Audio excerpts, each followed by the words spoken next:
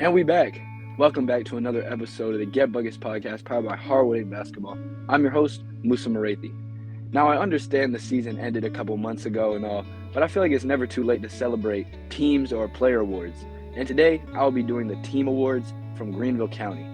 These teams showed a lot of prestige this past season, and let's just jump right into it. I actually have 5 awards I'll be giving out, and best of luck, man, to any of the teams, and congratulations to a great season before I even begin. Congratulations to every team in the county. The Underdog Award goes to Travelers Rest.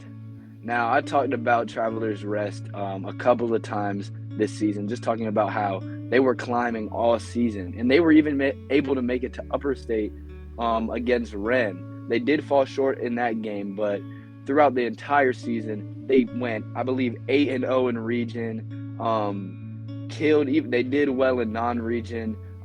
Caleb Mills, their starting point guard, shooting guard, was able to make 3A Player of the Year. So they also had individual success. But I talked about how all year this team had gone under the radar for not only 3A basketball, but for Greenville County in general. I mean, TR's had a bunch of culture in their past of just being really high-level teams, and this year they were able to show it again, making it all the way to Upper State in 3A. And congratulations to them for getting the Underdog Award, because I believe they weren't exactly favored, especially after losing guys like Jacob Brown last year, who went to NGU for college. Obviously, that was a big loss, but they were able to make it work, and they did make it work. Some guys I wanted to highlight, Ja Wiggins, who's only a sophomore, so he'll be back. Jacob Earl's only a junior, so he'll be back. They also had guys like Ryder Stauffer, who will be coming back. Obviously, I mentioned Caleb Mills, Drew McKibben's a junior, so I assume that they'll be good again next year. I mean, they're always looked over, but this team can play. The next award I have is the most entertaining, and that goes to Wade Hampton. Man, Wade Hampton had some guys this year. Like I've said, I mentioned them many times. Nikel Franklin, Cooper Tankersley, CJ Okadigwe, KD Owens, and they knew how to go. They could really put it on. And of course, Trevor, their sharpshooter, couldn't forget about him. He was the one that made a big 3 against Eastside in region. And I had to give him this award just by the way they play. They push the ball. They work. Their players make the plays, man. There's so many times I talked about Nikel just making the big plays down the stretch, or CJ just finishing around the rim and dunking it, even though he's like 6'3" or something like that. But this team was always so fun to watch when I watched them. I watched them, I believe, 2 or 3 times, but both times was a great game. The game that I actually watched that was most recent was when they played Westside, obviously in the second round of the playoffs. And honestly, I don't know if they were favored to win that round. I mean, Westside have been killing the game all season, and for them to go and win it at their home court, it was great to see, man. And congratulations to Wade Hampton on getting the most entertaining award. Now, for my third award, I couldn't really decide who I wanted to give it to. It's the Bounce Back Award, and I'll just give the award. I had it for Greer High School, who had a really good season this year, really great season.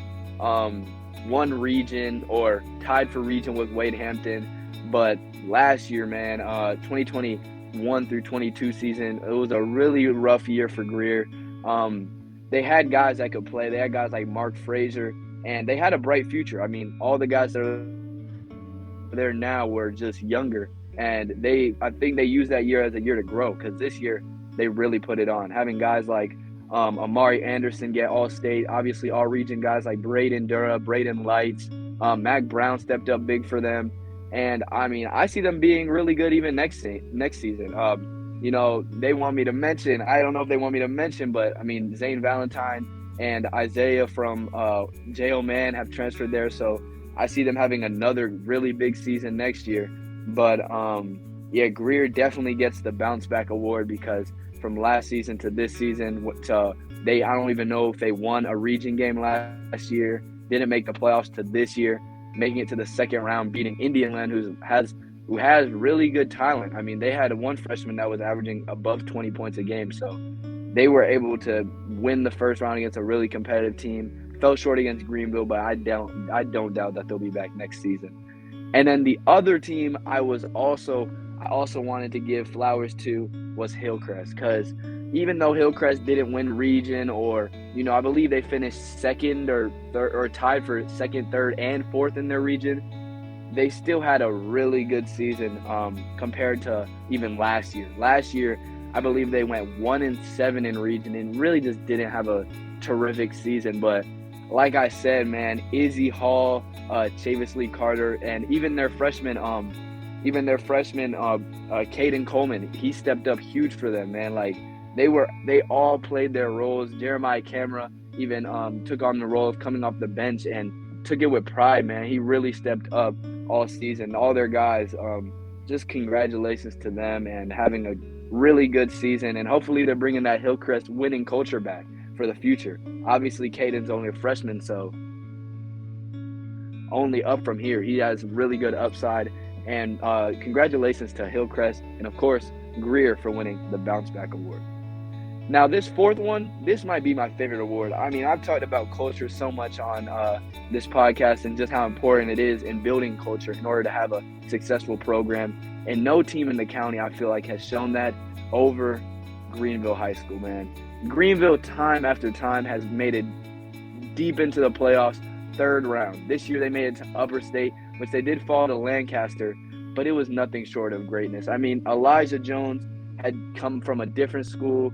Roman Cooley had transferred in. Like, they had guys coming from different schools, and they were able to gel very fast. And the amount of heart that this team plays with is crazy. I believe they've won region like 6 years straight, 5 years straight, something crazy, man. And this team knows how to win. If that doesn't mean anything, even when they're doubted. I mean, this year they were pretty young. They knew how to win. I believe they lost 3 to 4 games on the season, and they really put on for Greenville. Obviously, they are Greenville High School, so they a lot of people talk about them, and they took that with pride, and they did not get flustered. And shout out to everyone at Greenville. Isaiah Mosley was a senior, but he had a really successful final year there. Obviously, Elijah made All-State for them. Romani he took on the role of being the defender, hustle guy. He was able to get all region for them. Bryson Drummond, and even the young guys like Arkees White and Cam Smith, they'll be back. So I definitely don't see this going anywhere anytime soon, and I expect them to have continuation in this culture for next year. And now for my last award, the MVP team or the best team. I mean, I feel like y'all might already know Christ Church, the only team to win a championship this year from Greenville County. But, I mean, Greenville County's pretty consistent. For the last couple years, they have won a team has won a championship. And if you don't know, they actually won the championship 2 years ago when they had John Butler. They beat a really good Great Collegiate team 2 years ago. But this year, they asserted their dominance all throughout the season. And I don't care what anybody says. I mean, I've talked about it with Jordan. I've talked about it with guys from Christ Church. They did not have just an easy schedule. I know they're 1A and all that, but they played tough teams. I believe their only losses for real were Wilson High School, and they were the 4A champs last year, and they lost by 5 or 2 even when they played them. It was so they competed, man.